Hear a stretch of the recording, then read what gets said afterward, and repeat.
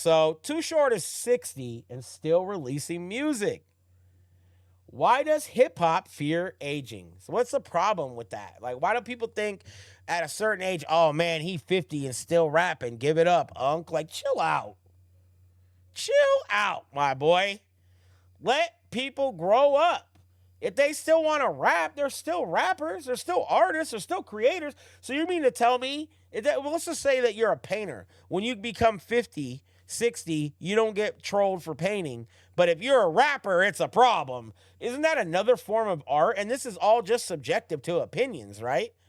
So let's break down the brass tacks of it, all right? So Too Short is 60 years old, 23 albums deep, still working in almost every genre, and that would be celebrated because you're right. He's worked on everything, right? But hip hop consistently asks artists, when are they going to sit down? And I think that's a great theory on it all. And I don't think that you should ever have to if you don't want to. I think you should make hip hop as long as you want.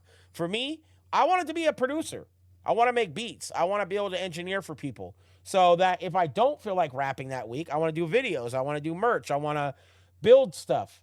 You know, so if I'm not rapping and I'm building stuff and it's cool, I'm okay with it. I'm cool with it. Because it could be worse, right? But for some reason, there's this weird stigma that you can't be 60 and rap, right? And Too Short's still one of the people that are on the West Coast that'll just sell a place out. And he could go anywhere, bro. He could go anywhere, all right?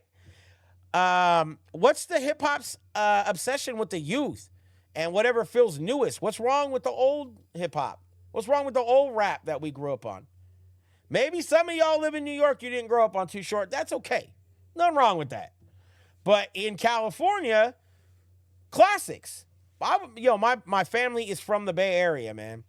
And I grew up in the Bay Area. I lived in the Valley, moved there in the 3rd grade. Okay?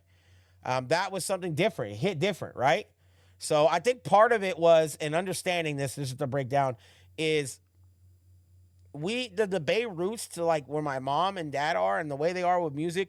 I listened to Too Short as a young kid. You know, not probably the greatest music to be listening to. And I used to think, damn, I'm so special because my dad lets me listen to this. That shit was so cool to me, bro.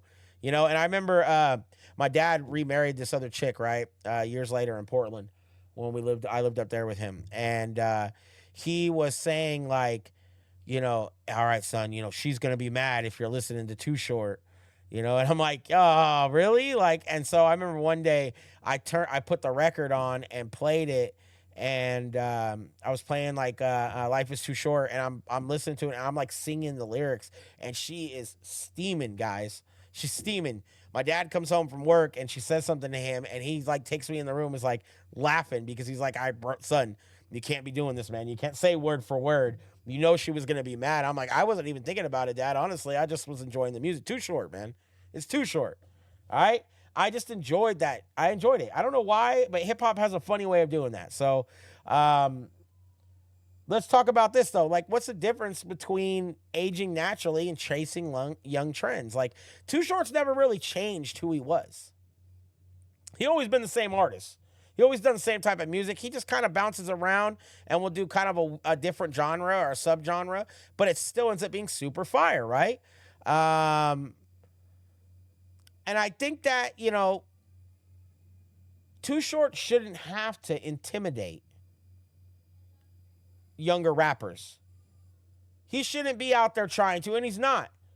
All right? He shouldn't be in competition with those guys. Those guys should embrace. It's like hip hop and music is so subjective that just because you don't listen to, say, emo music doesn't mean that there's not thousands of people that don't. There's tons. There's so much out there, guys. There's so much that you can have.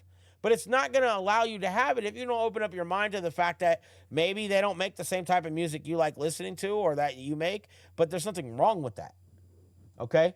And you shouldn't be worried if you make a new age of hip hop. He shouldn't be trying to intimidate you, and you shouldn't be trying to be in competition. You should just embrace this is music, bro. It's what we're here for.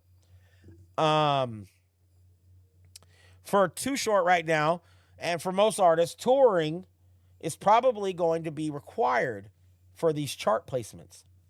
A lot of new rules behind chart placements, but most of all, staying active, staying influencing, staying out there, pushing music out, making music and pushing your old music, really just standing out tall, bro, and being yourself. It will push the line, but it will allow people to help you boost up in your charts, in your music. You know, you need to hit those billboards. You need to hit those things, guys. I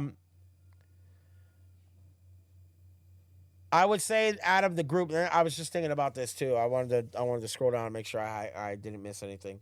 So here's a few people that have survived and are still maintaining their careers from the old days. Too Short, E40, Snoop Dogg, Nas, and Black Thought. What are we talking about? Those are all very different type of rappers. E40, Too Short, Snoop Dogg, different types of West Coast guys. West Coast LA, we got Too Short and E40. They're from the Bay Area, but both very different type of rappers, right? Great artists. Nas, Black Thought, kind of along the same lines, but not necessarily, bro. And both of these very talented rappers, legends. All these guys, legends. What makes the difference, man? What makes a difference for them that maybe somebody else? We could have probably included Method. We could have probably included some, but then maybe they don't belong there because this is not the topic for it, right? Anyway, there's so many people we could have added that maintain their careers. Maybe we'll do a video on that. I think that over the next couple years, and this year and rest of this year included, but over the next few years, I think that rap, like more mature rap, will probably be active more again. It won't be like it is with these. I mean, don't get me wrong. I don't mind new age rap, but the new age guys are great. But we're not. It's not going to drown out. It's not going to drown out the old school cats. And I think that a lot of the mature heads are going to come through, rap, say adult things, be genuine, be relatable, and that is going to draw people in. I believe that is the recipe. And that's something that I personally do as an artist, but I know a lot of other artists do very well. So, listen, are they too old for rap? What do you guys think? All right, let me know what you guys think. And second question is, and viewers, I just want you to ask you this. Is there an age where rappers should retire?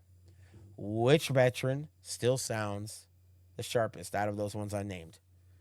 Tupac, I'm sorry, E40, Too Short, Snoop Dogg, Nas, Black Thought.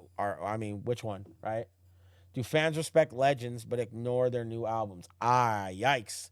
Yeah, for sure. So, I don't know. Let me know what you think on that, for sure. Should hip-hop create more space for mature subject matter? I think so. Then, like I said, in a year, two, it's going to probably be more mature. Would you attend a veteran-only festival? Ask yourself that. Post it below. Click that like and share, and we'll see you on the next one. You know the vibes.